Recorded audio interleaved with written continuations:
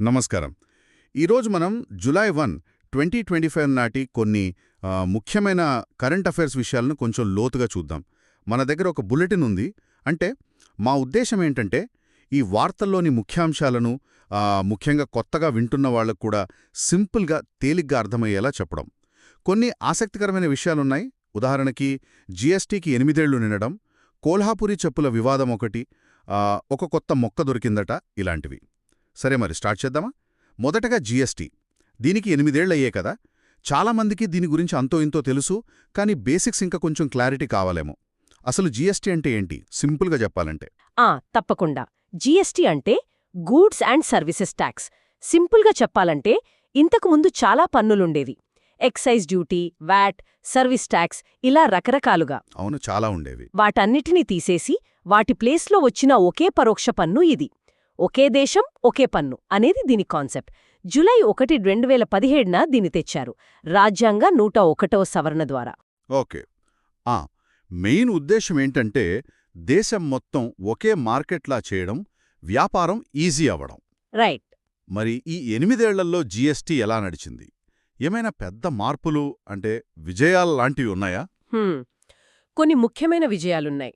ఒకటి, పన్ను కట్టేవాళ్ల సంఖ్య, అంటే రిజిస్టర్ చేసుకున్నవాళ్లు బాగా పెరిగారు. 2025 నాటికి 1.25 కోటికి పైనే ఉన్నారు. 1.5 కోట్లా?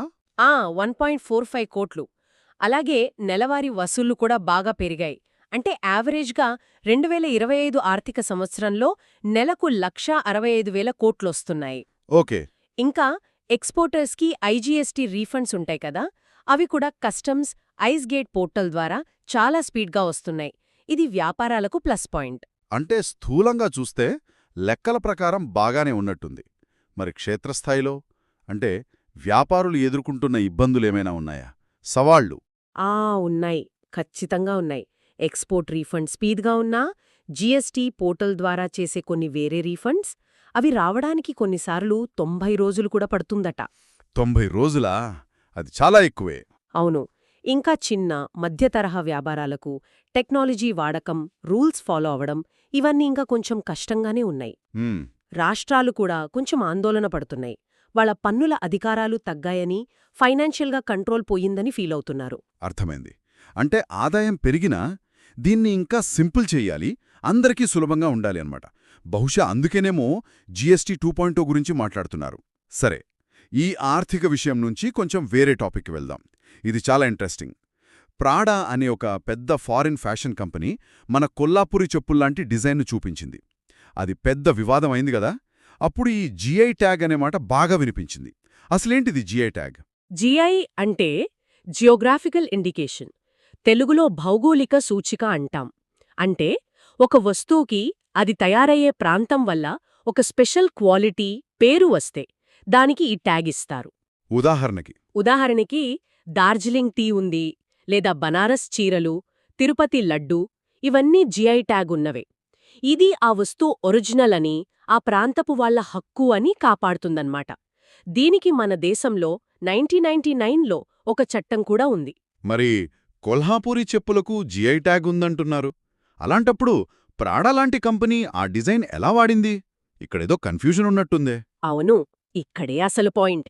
ఈ జీఐ ట్యాగ్ ఇచ్చే ప్రొటెక్షన్, అది ముఖ్యంగా ఆ దేశం వరకే పనిచేస్తుంది. అంటే ఇండియాలో కొల్హాపూరి చెప్పుల పేరుతో వేరేవాళ్లు డూప్లికేట్ అమ్మకుండా ఈ ట్యాగ్ కాపాడుతుంది. కానీ ప్రాడా ఇటలీ కంపెనీ, మన జీఐ ట్యాగ్ చట్టం అక్కడ డైరెక్ట్గా అప్లై అవ్వదు. ఇంటర్నేషనల్గా ఈ జీఐ ట్యాగ్స్కి ఆటోమేటిక్గా అన్ని దేశాల్లో ప్రొటెక్షన్ ఇచ్చే స్ట్రాంగ్ సిస్టమ్ లేదు. ఇదే అసలు సమస్య. ఓహో, అదా సంగతి.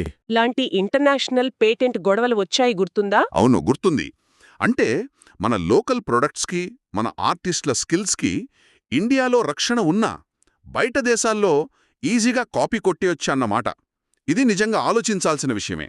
సరే, ఈ పెద్ద విషయాల నుంచి ఇప్పుడు బులెటిన్లోని మరికొన్ని చిన్న కానీ ఇంట్రెస్టింగ్ సైన్స్, హెల్త్ విషయాలు చూద్దాం క్లుప్తంగా.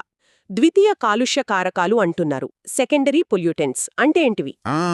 ఇవి డైరెక్ట్గా ఫ్యాక్టరీల నుంచో బళ్ల నుంచో రావు. గాలిలోకి వచ్చిన ప్రైమరీ పొల్యూటెంట్స్ అంటే ఉదాహరణకు పవర్ ప్లాంట్స్ నుంచి వచ్చే సల్ఫర్ డయాక్సైడ్ SO2, వ్యవసాయం నుంచి వచ్చే అమ్మోనియా NH3 లాంటివి. ఓకే. ఇవి గాలిలో కలిసి కెమికల్ రియాక్షన్స్ జరిగి కొత్తగా వేరే పొల్యూటెంట్స్గా మారతాయి. వాటినే సెకండరీ పొల్యూటెంట్స్ అంటారు. అమ్మోనియం సల్ఫేట్ ఒక ఉదాహరణ.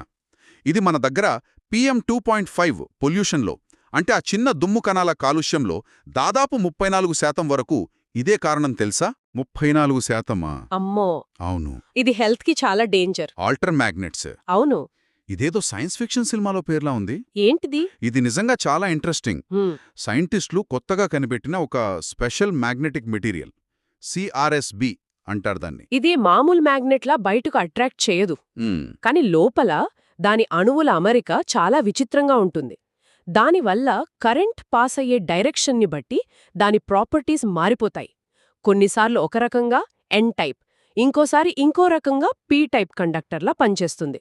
ఇది చాలా అరుదు. ఓ. భవిష్యత్లో సూపర్ ఫాస్ట్ ఎలక్ట్రానిక్ పరికరాలు తయారు చేయడానికి ఇది బాగా ఉపయోగపడొచ్చు. వావ్. ఇక బెగోనియా నైష్యోరం అని ఒక కొత్త మొక్క గురించి కూడా రాశారు. అవునవును, దీన్ని అరుణాచల్ ప్రదేశ్లో తూర్పు కెమెంగ్ జిల్లాలో కనుగొన్నారు. అక్కడ నైషీ అనే ట్రైబల్ గ్రూప్ ఉంటుంది. వాళ్ల గౌరవార్థం ఆ పేరు పెట్టారు. ఈ మొక్క కాడలకు ఎర్రగా అంచులుంటాయట, చూడ్డానికి అందంగా ఉంటుంది. ఇది ఎత్తైన చల్లని కొండ ప్రాంతాల్లో పెరుగుతుంది. హ్మ్. దీన్ని బట్టి ఆ ప్రాంతాల్లో ఇంకా మనకు తెలియని జీవ వైవిధ్యం ఎంతుందో అర్థం చేసుకోవచ్చు. నిజమే. చివరిగా కొంబూచా. కొంబూచా. ఇది ఈ మధ్య బాగా పాపులర్ అయింది కదా, పేగు ఆరోగ్యం అంటున్నారు.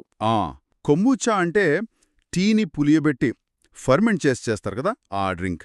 రీసెంట్గా ఒక చిన్న స్టడీ చేశారట. ఒబేసిటీ ఉన్న కొంతమంది దీన్ని తాగితే వాళ్ళ గట్లో, అంటే పేగుల్లో మంచి బ్యాక్టీరియా పెరిగి చెడు బ్యాక్టీరియా తగ్గిందట. ఓ, ఇంట్రెస్టింగ్. ఇది జీర్ణక్రియకు, ఓవరాల్ హెల్త్కి మంచిదని ప్రాథమికంగా తెలుస్తోంది. ఇంకా రీసెర్చ్ జరగాలి దీని మీద. మొత్తానికి ఈరోజు మనం GSTలోని డీటెయిల్స్ నుంచి కొల్హాపురీ చెప్పుల ద్వారా వచ్చిన గ్లోబల్ రైట్స్ ఇష్యూ వరకు, ఆల్టర్ మ్యాగ్నెట్స్ లాంటి ఫ్యూచర్ టెక్నాలజీ నుంచి కొంబుచా లాంటి హెల్త్ డ్రింక్స్ దాకా చాలా విషయాలు సింపుల్గా మాట్లాడుకున్నాం. నిజమే. GST రీఫండ్ సిస్టమ్ అయినా, ఆ కొత్త మ్యాగ్నెట్ అయినా, అరుణాచల్లో దొరికిన ఆ చిన్న మొక్క అయినా, అన్నీ ఒకదానితో ఒకటి కనెక్ట్ అయి ఉన్నాయి. ప్రపంచం ఎంత కాంప్లెక్స్గా ఉందో తెలుస్తోంది. వీటి గురించి బేసిక్గా తెలుసుకోవడం ముఖ్యం కదా. అవును. ఇక ముగించే ముందు ఆ కొల్హాపురీ చెప్పుల ఇష్యూ గురించి ఆలోచిద్దాం. అది ఒక పెద్ద ప్రశ్నను మన ముందుంచుతోంది. మన దేశంలో ఇలాంటి విలువైన సాంప్రదాయ కళలు, లోకల్ ప్రోడక్ట్స్, నైపుణ్యాలు, వీటిని మన దేశంలోనే కాదు, గ్లోబల్గా వేరే దేశాల్లో కూడా ఎలా కాపాడుకోగలం? వాటికి నిజమైన ఇంటర్నేషనల్ ప్రొటెక్షన్ ఎలా తీసుకురాగలం? దీని గురించి ఆలోచించండి.